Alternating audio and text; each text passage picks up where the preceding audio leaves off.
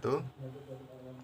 Nama saya Muhammad Badrul Munir dengan NIM 204105020 100. Saya berasal dari Ekonomi Syariah 3, Winhas Jember. Di sini saya akan menanggapi materi yang telah disampaikan oleh Bapak Dr. Abdul Wadud Nafis LC MI tentang pengangguran dalam ekonomi Islam. Di sini sebelum kita mengenal pengangguran, apa sih pengangguran itu? Pengangguran itu adalah orang yang masuk dalam angkatan kerja, yaitu pada usia 15 sampai 64 tahun yang sedang mencari pekerjaan dan belum mendapatkannya. Misalkan orang yang umurnya 16 tahun yang sudah masuk angkatan kerja dan belum mendapatkan kerjaannya dan sedang mencari pekerjaan, itu termasuk pengangguran. Misalkan atau seseorang berumur 20 tahun dan dia sedang tidak mencari pekerjaan dan dia sedang kuliah, itu pun tidak termasuk pengangguran, karena kan dia mempunyai kesibukan sendiri. Misal juga orang yang umurnya 25 tahun dia tidak mempunyai pekerjaan dan tidak mencari pekerjaan karena dia anaknya orang kaya dan dia tidak membutuhkan pekerjaan, itu juga tidak termasuk pengangguran. Selanjutnya kita berbicara tentang macam-macam pengangguran. Macam-macam pengangguran di sini itu ada 4, yaitu pengangguran terbuka, pengangguran tersembunyi, pengangguran musiman, pengangguran setengah menganggur. Pertama itu pengangguran terbuka. Pengangguran terbuka ini misalkan seperti orang yang malas mencari pekerjaan, yang biasanya nongkrong di kafe. Dia mencari pekerjaan, cuma dia terbuka, kelihatan malas gitu. Yang selanjutnya pengangguran tersembunyi. Pengangguran tersembunyi ini, pada pengangguran ini biasanya terjadi di perusahaan yang karyawannya terlalu banyak, sehingga karyawannya itu tidak full dalam melakukan pekerjaannya. Misalkan itu sehari 8 jam menjadi 6 jam karena kelebihan karyawan. Selanjutnya yaitu pengangguran musiman. Pengangguran musiman di sini biasanya hal ini terjadi pada buruh petani tebu yang biasanya itu bekerja pada musim tanam tebu dan pada musim panen tebu. Dan selain musim itu atau pada bulan-bulan itu dia menganggur. Selain bulan itu dia menganggur karena pekerjaannya cuma menanam tebu dan memanen tebu. Yang selanjutnya pengangguran setengah menganggur, yaitu hampir sama dengan pengangguran tersembunyi pada nomor 2 tadi. Di sini dia bekerja yang biasanya dalam seminggu itu 6 hari, tetapi dia hanya bekerja 3 hari, tidak sesuai dengan hari biasanya. Dan selanjutnya kita berbicara tentang jenis-jenis pengangguran. Jenis pengangguran di sini itu ada 4. Yang pertama itu pengangguran friksional, kedua pengangguran siklikal, yang ketiga pengangguran struktural, dan keempat pengangguran teknologi. Pengangguran friksional. Di sini pengangguran itu merupakan pengangguran yang dimana misalkan seseorang mempunyai usaha dan dia berhenti dikarenakan misalkan bukan passionnya atau gajinya atau usahanya itu profitnya kurang, maka dia mencari usaha baru yang sesuai passionnya atau mencari profit yang lebih tinggi, dan dia belum menemukan usaha tersebut atau belum menemukan pekerjaan tersebut. Ya, usaha pengangguran ini disebut pengangguran friksional. Yang kedua yaitu pengangguran siklikal. Nah, pengangguran ini seperti biasanya terjadi di perusahaan makanan karena keadaannya yang tidak mendukung untuk memproduksi banyak ataupun mengurangi produksi pada perusahaan makanan tersebut. Maka perusahaan akan merumahkan beberapa orang karyawannya atau mem-PHK beberapa karyawan untuk mengurangi pengeluaran karyawan. Yang selanjutnya yaitu ketiga, pengangguran struktural. Nah, pengangguran ini misalkan seseorang berjualan di sekolah pada saat pandemi sekarang ini. Dengan pada pandemi ini, sedangkan sekolah pada saat sekarang itu menggunakan sistem daring dan siswanya tidak pergi ke sekolah, maka penjual itu tidak akan berjualan di sekolah itu, dan pengangguran ini disebut dengan pengangguran struktural. Nah, yang terakhir yaitu pengangguran teknologi. Nah, pengangguran teknologi itu misalkan dulu itu pekerjaan dilakukan oleh manusia. Dengan seiringnya zaman, tenaga manusia itu digantikan oleh tenaga mesin atau teknologi. Nah, selanjutnya kita berbicara tentang dampak pengangguran. Nah, dampak pengangguran di sini itu ada 11. Yang pertama, menurunkan pendapatan per kapita dan pertumbuhan ekonomi. Nomor 2 itu meningkatkan biaya sosial.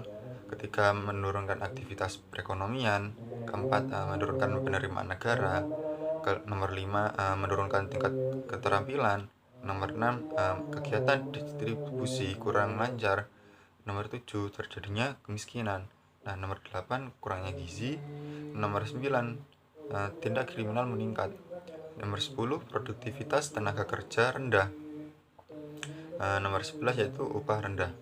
Nah, yang pertama itu penurunan pendapatan per kapita dan pertumbuhan ekonomi. Nah, pendapatan per kapita adalah pendapatan rata-rata penduduk per kapita atau tiap orang dalam suatu negara.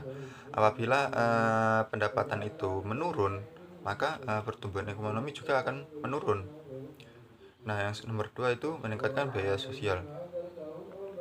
Meningkat biaya sosial di sini misalkan bansos semakin banyak dikarenakan pengangguran itu makin banyak dan orang-orang tidak mempunyai pendapatan, makanya pemerintah mengeluarkan bantuan sosial. Nomor 3 yaitu menurunkan aktivitas ekonomi. Nah, semakin banyak orang yang menganggur itu, maka aktivitas ekonomi juga akan semakin menurun. Yang nomor 4 yaitu menurunkan penerimaan negara. Nah, di sini misalkan banyak pengusaha di Indonesia, maka permintaan atau maka pendapatan negara akan menambah dari sektor pajak, dan sebaliknya jika banyak orang yang menganggur, maka pendapatan pajak dari seseorang itu akan menurun. Nomor 5 yaitu menurunkan tingkat keterampilan. Nah, misalkan nomor 5 menurunkan tingkat keterampilan. Misalkan seseorang bekerja di desain grafis, maka orang tersebut harus bisa menguasai desain grafis. Jika seseorang itu menjadi pengangguran, maka keterampilannya itu akan menurun ataupun menghilang dengan seiringnya waktu. Nomor 6 yaitu kegiatan distribusi kurang lancar. Jika pengangguran di wilayah itu tinggi, maka kemiskinan itu semakin tinggi. Bisa dilihat dari distribusi yang menurun.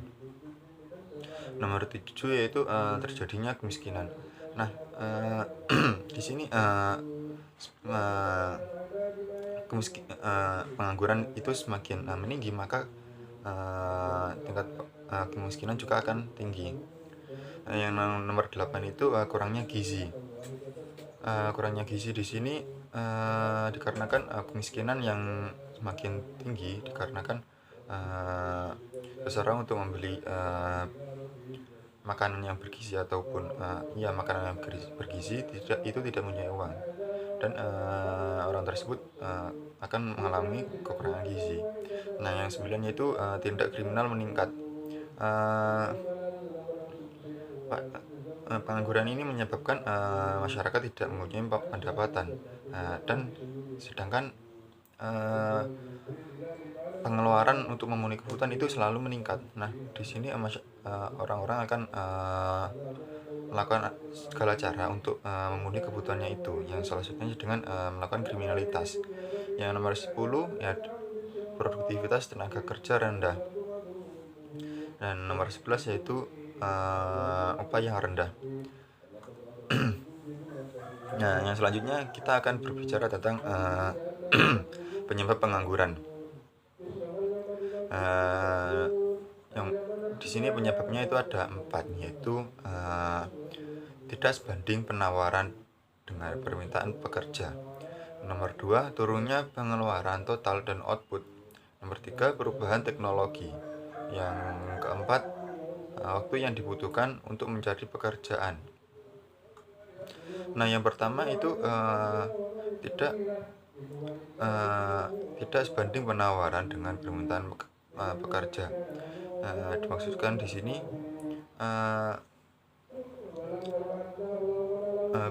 orang yang mencari pekerjaan itu lebih banyak daripada orang yang menawarkan pekerjaan.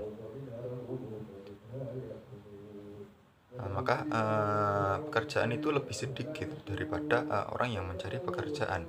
Maka di sini maka terjadilah pengangguran. Nomor 2 yaitu turunnya pengeluaran total dan output. Yang nomor 3, perubahan teknologi. Perubahan teknologi di sini yang dulunya itu membuat banner itu dengan tulis tangan, pada sekarang itu pembuatan banner itu dilakukan dengan didesain dengan komputer dan di printing oleh pencetak banner yang besar itu. Yang nomor 4 yaitu waktu yang dibutuhkan untuk mencari pekerjaan. Nah, yang selanjutnya kita berbicara tentang cara mengatasi pengangguran. Nah, cara mengatasi pengangguran di sini itu ada 7. Yang pertama, menyelenggarakan bursa tenaga kerja. Nah, pada cara ini pemerintah melakukan webinar atau seminar perusahaan-perusahaan untuk menawarkan pekerjaan. Nah, yang selanjutnya itu informasi lowongan kerja. Informasi lowongan kerja di sini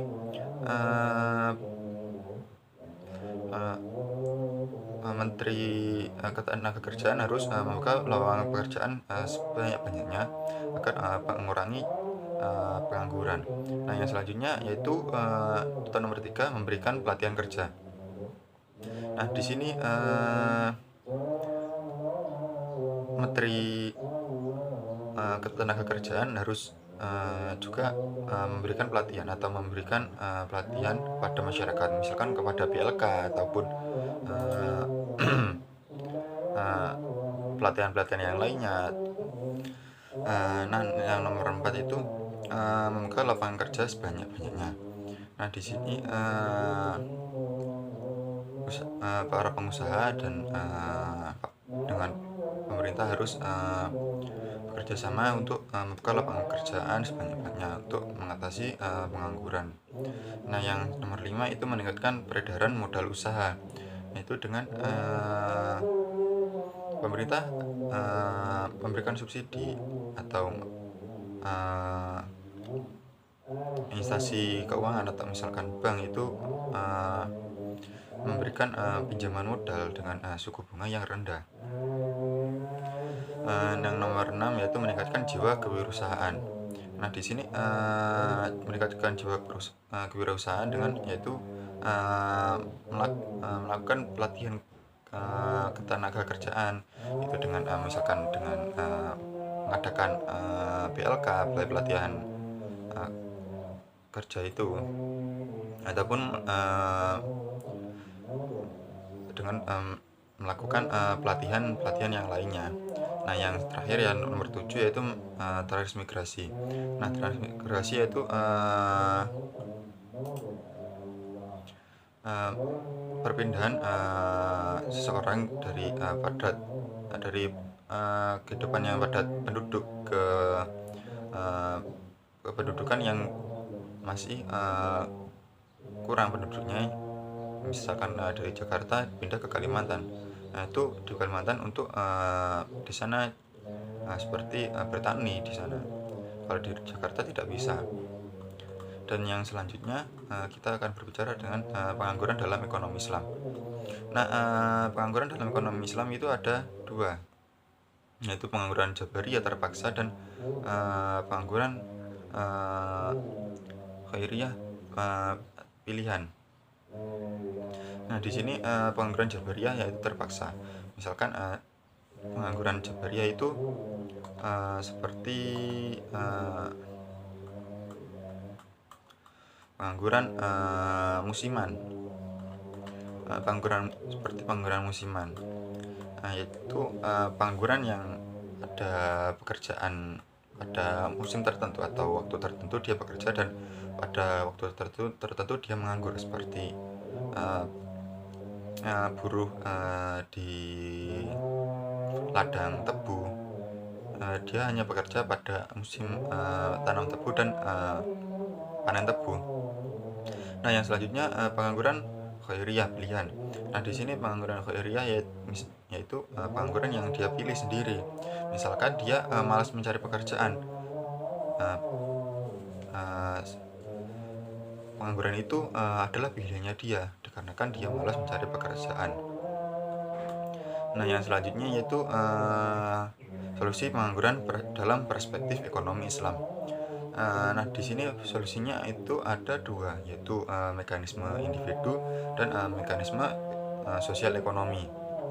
Nah, mekanisme sosial individu yaitu dengan cara melakukan motivasi kepada seseorang yang misalkan dia malas mencari pekerjaan, harus dengan motivasi orangnya itu untuk mencari pekerjaan. Dengan pekerjaan dia bisa mendapatkan dunia akhir, dan dengan pekerjaan dia mendapatkan martabat dan martabat. Nah, dan juga bisa dilakukan dengan pelatihan ketenagakerjaan, misalkan dengan mengadakan PLK ataupun yang lainnya. Nah, yang selanjutnya itu mekanisme sosial ekonomi. Nah, di sini mekanisme sosial ekonomi itu bisa dengan cara yaitu dengan meningkatkan tingkat pendidikan, memberikan pekerjaan, ataupun meningkatkan pendapatan, dan memberikan beberapa jenis pekerjaan. Nah, yang sekian yang bisa saya jelaskan dan bisa saya tanggapi dari materi yang telah saya tangkap. Sekian dari saya, kurang lebihnya saya mohon maaf. Wabillahi taufiq wal hidayah. Wassalamualaikum warahmatullahi wabarakatuh.